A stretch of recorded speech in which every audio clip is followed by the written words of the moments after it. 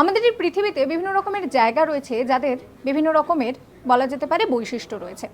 তার মধ্যে এমন এক জায়গার কথা আপনাদেরকে বলবো, এমন একটা ছোট্ট দ্বীপের কথা বলবো যেই দ্বীপের মানুষ কখনোই ঘরে আলো বন্ধ করেন না, টিভি বা মিউজিক সেট বন্ধ করেন না। সেই জায়গাটা রয়েছে কোরিয়াতে। এবার ভাবছেন তো যে কোন কোরিয়া?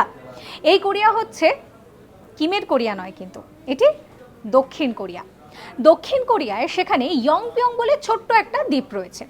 এই দ্বীপের মানুষ কখনোই ঘরের আলো বন্ধ করেন না। নেপথ্যে কিন্তু কিমই দায়ী। তার কারণ এই ছোট্ট দ্বীপের মাত্র 3 কিলোমিটারেই রয়েছে উত্তর কোরিয়ার বর্ডার। আর আমরা জানি যে কিম কিভাবে পারমাণবিক অস্ত্র নিক্ষেপ করছেন, বিভিন্নভাবে মর্টার শেল পড়ছে। সাধারণ মানুষের জীবন এক প্রকার যেন অতিষ্ঠ হয়ে ওঠে এই সমস্ত এক্সপেরিমেন্টের জন্য।